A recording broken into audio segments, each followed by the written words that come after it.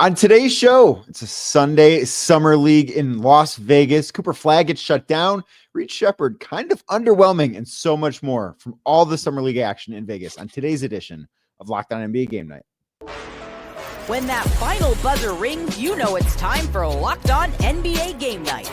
All the post-game reactions to every game across the league, every single night, with insights only the hosts at Locked On can provide. It's the true NBA fans' one stop for all the action. Every game, every night. It's Locked On NBA Game Night. Tipping off now. What's up, everybody? My name is Danny Cunningham from Locked On Cavs. He's Swiper from Locked On Nuggets. And thank you for making today's edition of Locked On NBA Game Night your first listen today. And every day you can find us anywhere you get your podcasts, Apple, Spotify, or anywhere else. Make sure to drop us a 5-star rating. Leave us a nice review. And of course, be a friend. Tell a friend about the show. If you're watching on YouTube, do us a favor. Hit that thumbs up button, click subscribe, and hit that notification bell so you don't miss the latest from us. And of course, today's episode brought to you by FanDuel, because right now, new FanDuel customers can get $150 in bonus bets when your first $5 bet wins. We had a full Sunday Summer League slate in Las Vegas. Nobody was at games that was asked to go on ESPN and said they had nothing to say. It was all about basketball. But first, we do have to talk about a guy that didn't play because, Swipa, the Dallas Mavericks have decided to shut down Cooper Flagg for the remainder of Summer League after he did play in the first two games in Vegas. Just when you heard the news, what was your instant reaction? Hey, we've seen enough.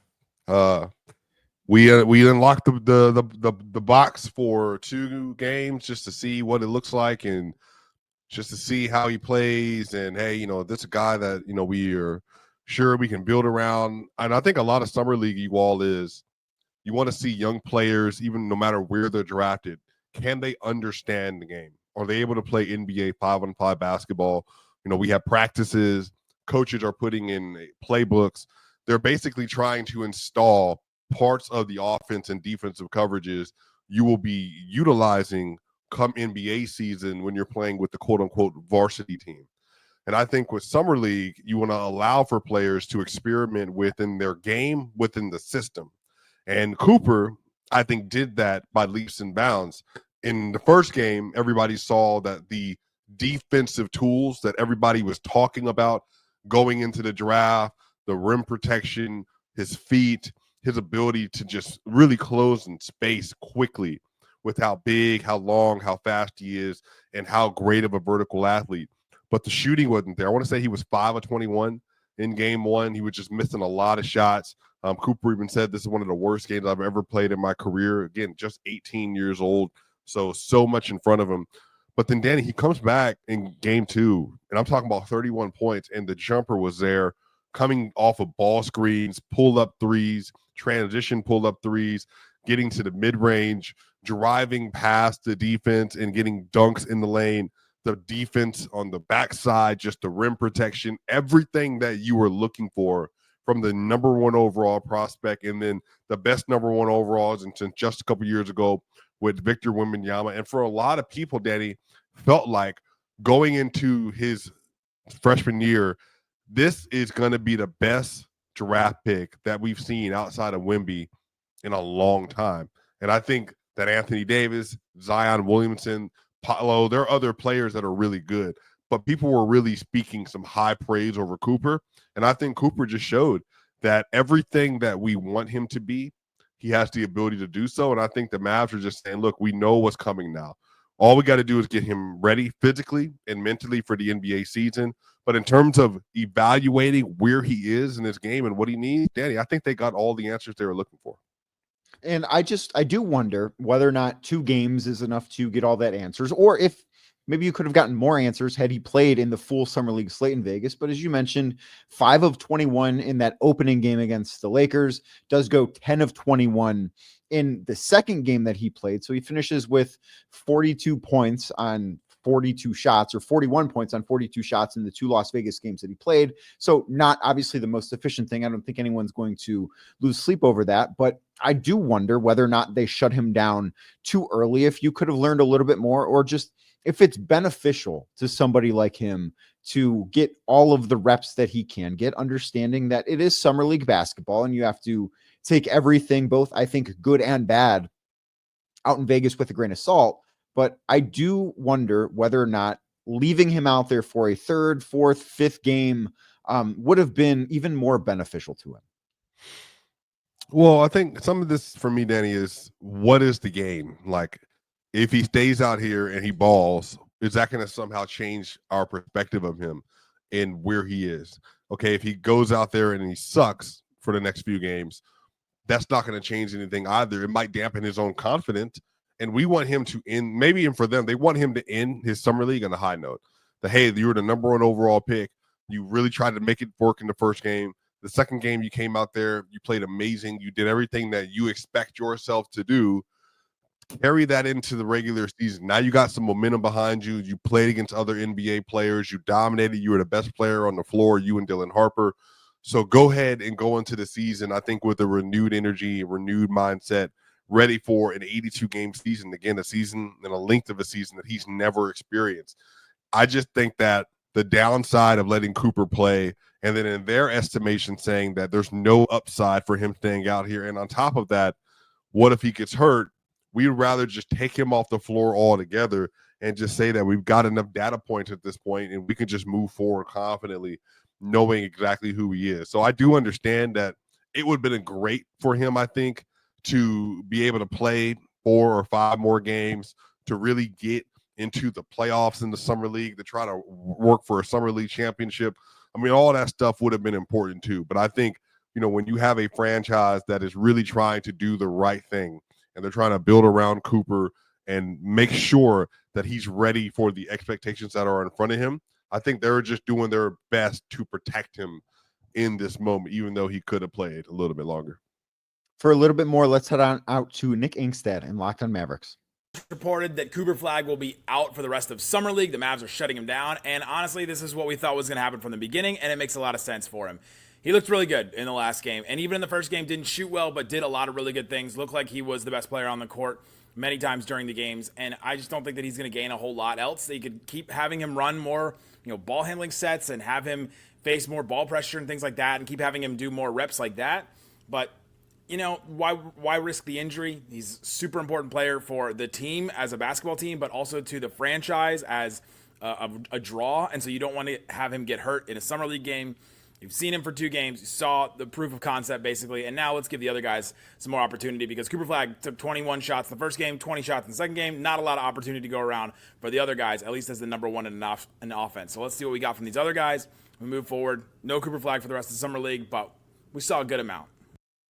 So I do understand where Nick is coming from as far as the opportunities for the other guys, because a big part of summer league for a lot of guys, it's a tryout. Like if you go up and down that Dallas Mavericks summer league roster, the vast majority of them are not going to play for the Dallas Mavericks when the regular season gets here in October. So I do understand the not wanting to take opportunities away from those guys.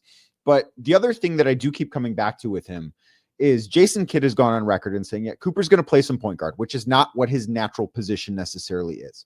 So when I get back to the thinking, well, maybe some more reps would have helped. Like I understand the injury aspect of it too, but I think that the chances of that happening would have been so small. And selfishly, I would have liked to have seen him play a little bit more in Vegas. Well, I think Nick makes a great point that, I didn't even say, I think in the initial comments, Cooper being out there is probably such a vortex for the other players that are actually trying to make the roster.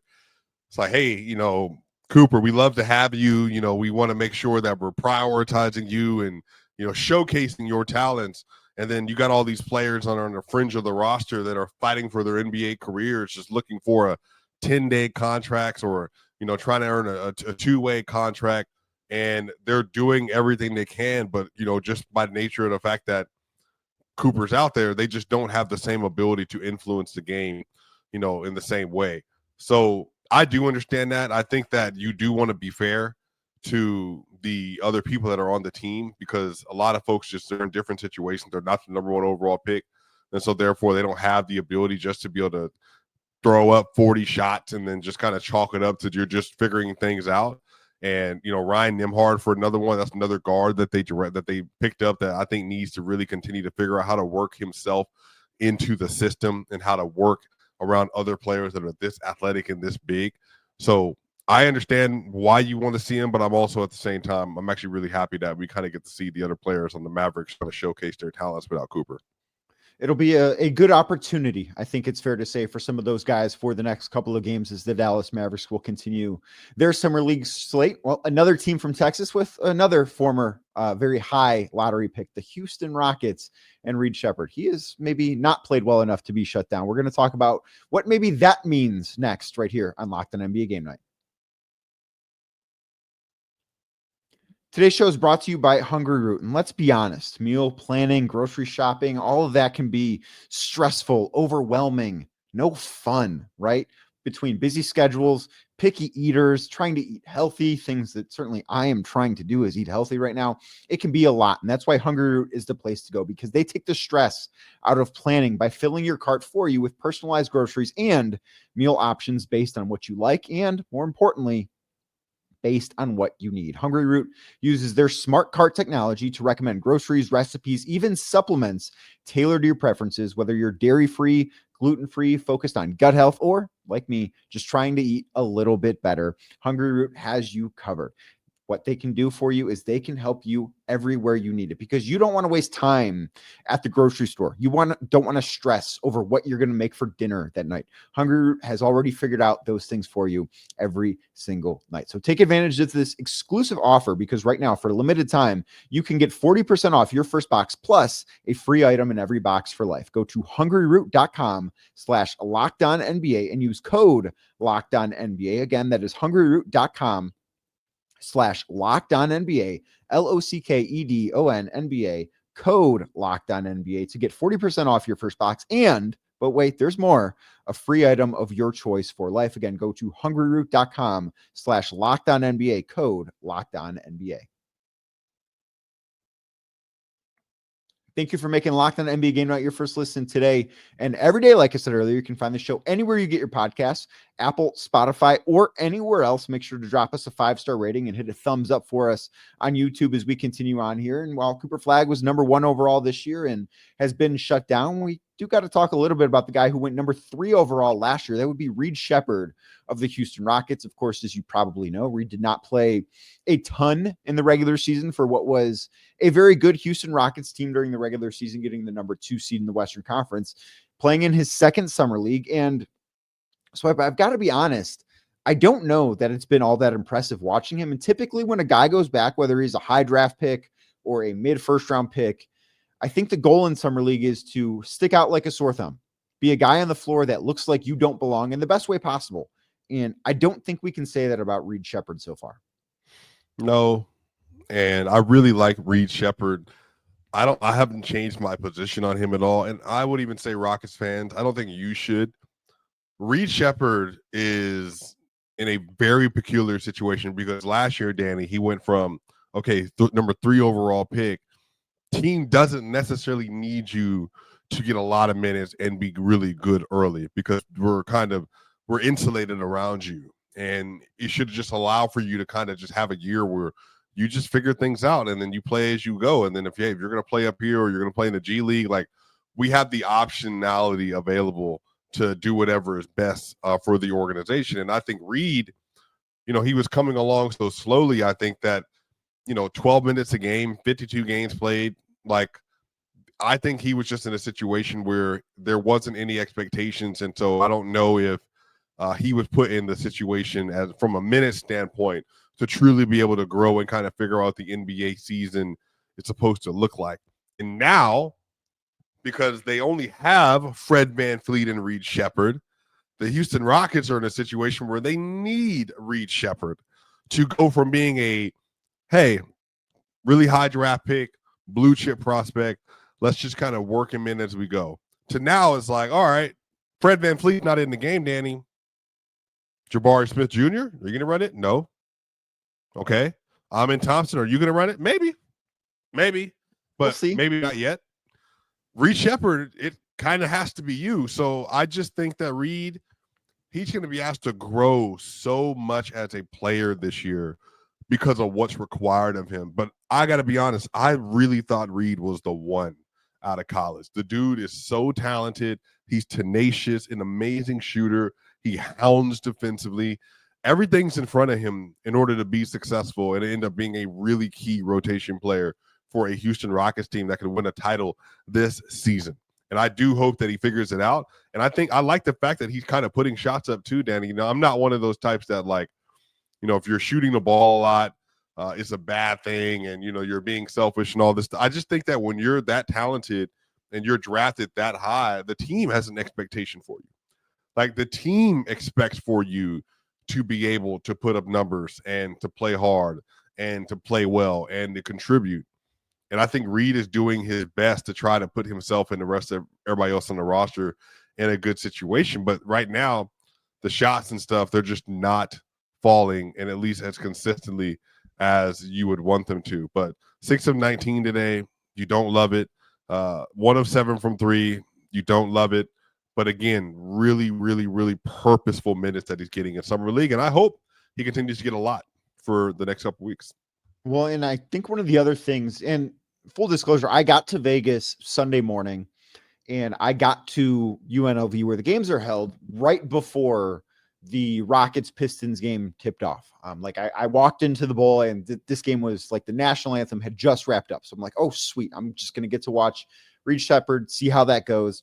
And it wasn't just the shooting, because he did do a good job, I thought, at times creating space, creating separation. And sometimes shots are just not going to fall. Now, he had a couple of bad misses where it's like that didn't have a chance.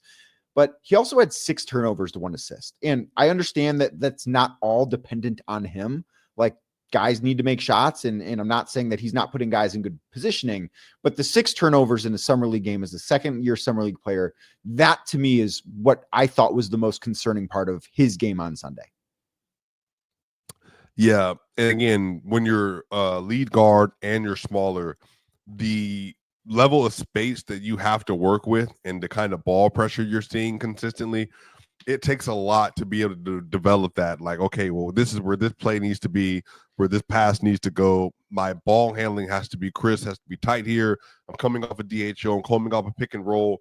You know, we're doing an empty side pick and roll. I got to make sure I'm keeping my hand left to be able to continue to open up the defense towards the baseline. Like, there's all kind of things you got to work through and process. And I think Reed, again, it's just a matter of how do you continue to figure out on a game-by-game, possession-by-possession basis what exactly the team requires of me in this moment. So turnovers are obviously ugly.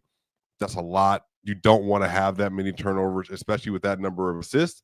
But also when you're putting into a situation like this where you're like basically the number one option all over the place, I mean, your flaws are going to be exposed. And so the good news is that he has all summer to continue to work on his ball handling, to work on his passing, and to figure out how does he really build a game that's tailor-made for the Houston Rockets team. And I think he will, because I think he's that good. We will find out. But for more on that situation, let's head on over to Jackson Gatlin, Locked on Rockets, for more. Bit of a mixed bag for Reed Sheppard through 2 summer league games so far. What's up? This is Jackson Gatlin, host of Locked on Rockets. And yeah, first summer league game for Reed Sheppard, pretty solid all around, put up some points, looked like certainly the best player on the floor. That was far from the case in game 2 against the Detroit Pistons. The Pistons' length, their defense, their physicality really bothering Reed Sheppard in this game. It doesn't help that he's realistically the only legitimate offensive threat on the Rockets Summer League roster. So the Pistons defense was able to really key on him, but you'd expect a little more composure from a guy who's already completed his rookie year at the NBA level, has had a chance to be around legitimate NBA competition, and especially for the role that Reed Sheppard projects to have on next year's Rockets team, you'd want to see a little bit more composure, poise from a guy that's going to have, you know, the responsibility of running this Rockets offense as their backup point guard behind Fred VanVleet. All is not lost. There's no reason to crazy overreact to one summer league game, but Reed Sheppard still has a ways to go in his development before he'll be a consistent contributor in the Houston Rockets rotation. So there are a couple of things there that Jackson said that I think are important just to have context of the situation. Like he did bring up the other offensive options on the Rockets, and I don't think anything speaks better to that than as a team, they were 3 of 21 from beyond the arc on Sunday in this summer league game. Like that, just, you're not going to win games. Nobody's going to look good offensively when that is the case. And 2, we shouldn't be overreacting to good or bad. Like we should not be saying, like, if he would have looked awesome, oh, he's the truth. Like not overreacting to Summer League, I think, is important on both ends of the spectrum. Yeah, everything in Summer League is fake. I mean, honestly, like nothing. Honestly, like it really, the results, the games, I mean, it really doesn't matter. The process is what's important. But even in the process, the result can be ugly, even with great process, because you're dealing with so many young professionals that are trying to move into this space for the first time. But Summer League's important because I think you get to see some of the nuances to people's game, but ultimately the ending results, it just never matters. Well, as they say, what happens in Vegas stays in Vegas. So maybe the bad play for Reed Sheppard will stay here. But there is a trade that finally was made official. We're going to talk about Jonas Valančiūnas maybe being a member of the Denver Nuggets. That's straight ahead. Plus, we will run through some Summer League scores right here on Locked On NBA Game Night. Today's show brought to you by FanDuel. And right now, summer sports are in full swing. Whether you're all about baseball under the lights, golf on the green, or high-stakes soccer action, FanDuel is the very best way to make every game even more exciting. You've already been following the action, right? Like, who isn't following the action right now?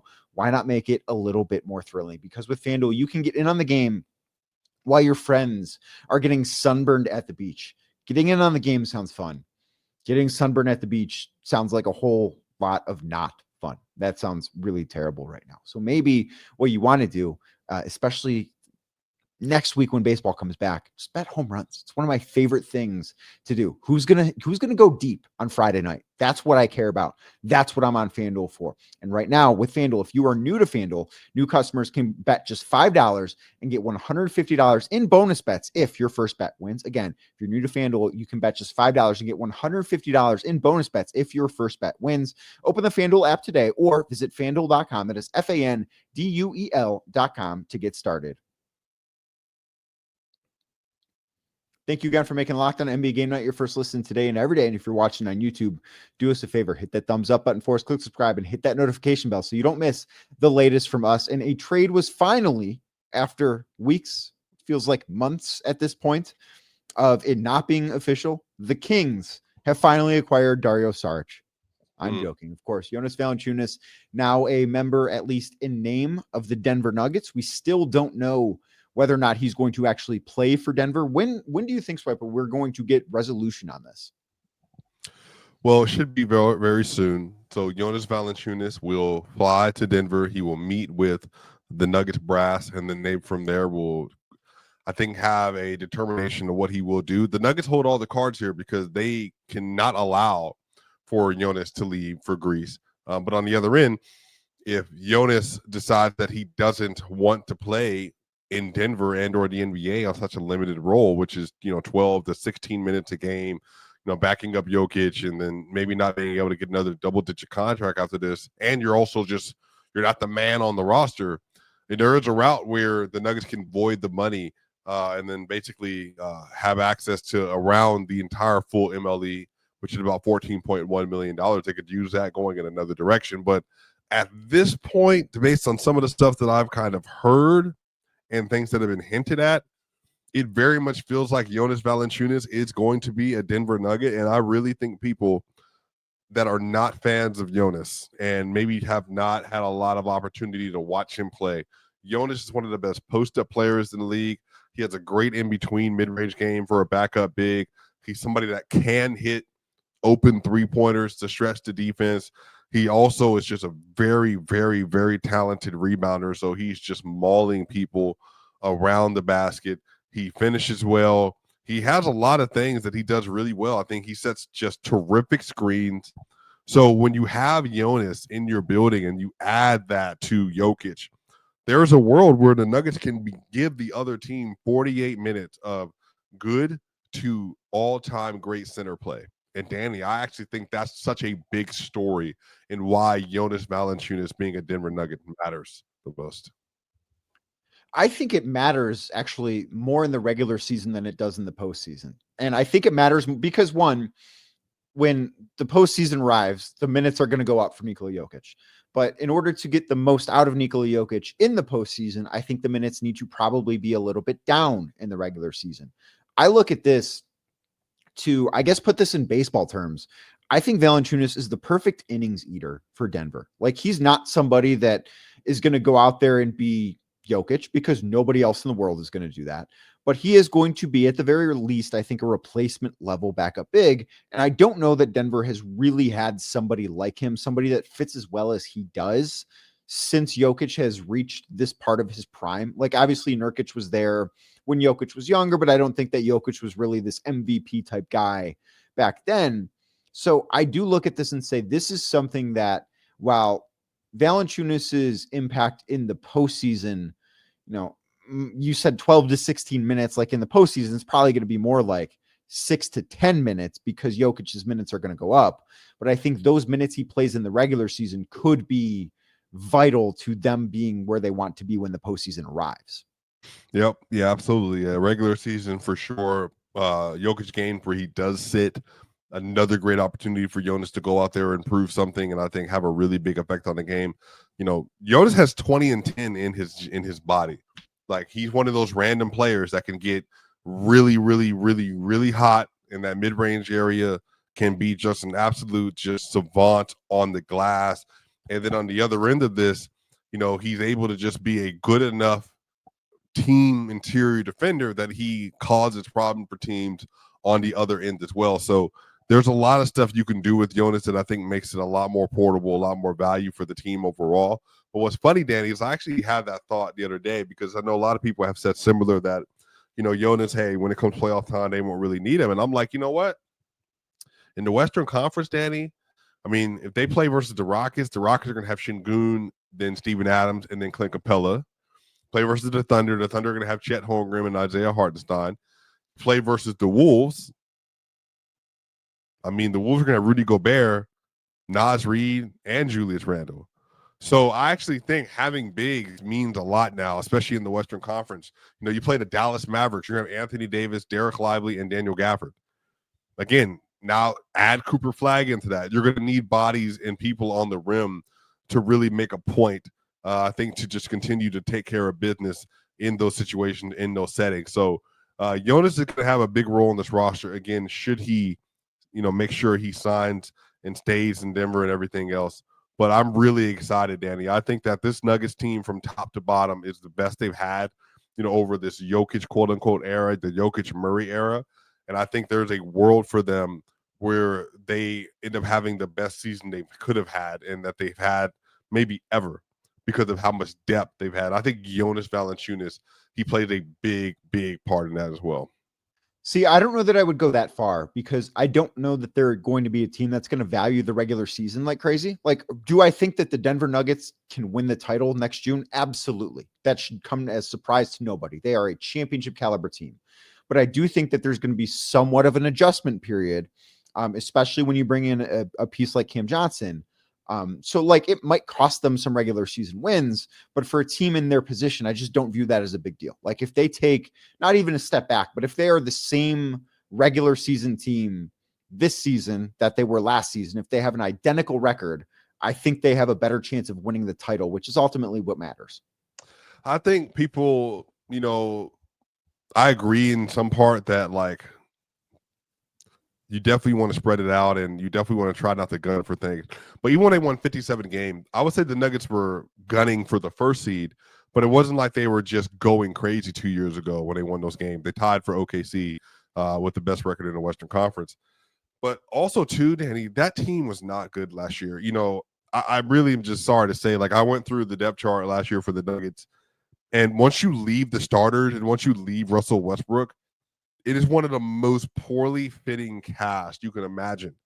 And I think they struggled, and I'm talking about truly struggled to win 50 games because outside of the starters and or Jokic having these crazy nights, you're just not going to get like a lot of really good, consistent play from your role players. And I think now the Nuggets have a legitimate 12-man roster, 12-man rotation, including Jonas, Bruce Brown, Tim Hardaway, Julian Strawther, Peyton Watson, and then plus the starters. There's a real route for them, Danny, I think, to be able to throw so much lineup versatility at you that they're winning games just on the fact that they just have this savant level basketball IQ on and off the floor. And they're just winning every single possession more often than not. And that's how I think, Danny, you push for getting 60 wins. Jokic is sitting on the bench in the fourth quarter a lot like he did this year, like he did in 23. But in those minutes and in those moments where he's not on the floor, you're able to put competent NBA basketball on the floor. And I think that's going to be the difference between them winning like maybe 53 games, Danny, and like 60. Well, we've got a long time to find out before that happens, but it is certainly a possibility. Do you have any other summer league takes that you need to get off your chest on this Sunday night? I can't believe Carter Bryant went to the Spurs. I just truly can't believe it. I've watched those games. I think that dude is going to be special, man. He is a tenacious defender. Him, Wemby, Stephon Castle, and Jeremy Sohan is just an absolute nightmarish defensive core. I thought Dylan Harper looked really good. I know OKC has the young tag, but SGA is about to be 27 here. And actually, I think he just turned 27 2 days ago. They're not a young, but baby team. They're young, but they're not like that young. Like the Spurs are young. And I'm really excited, Danny, to see what they continue to build on once Wemby gets back onto that team, man. I think they have a future star in their role in Carter Bryant, a star in the league in Dylan Harper. I am very excited, as you are, to see what the Spurs look like when the regular season does get here in October. But thank you for making today's edition of Locked On NBA Game Night your first listen. Thank you for making it your first listen every single day. You can find us anywhere you get your podcasts, Apple, Spotify, or anywhere else. Make sure to drop us a 5-star rating, leave us a nice review, and of course, be a friend. Tell a friend about the show. If you're watching on YouTube, do us a favor. Hit that thumbs up button as we get out of here. Click subscribe and hit that notification bell. And we'll be back tomorrow with a whole big slate of summer league games to talk about right here on Locked On NBA Game Night.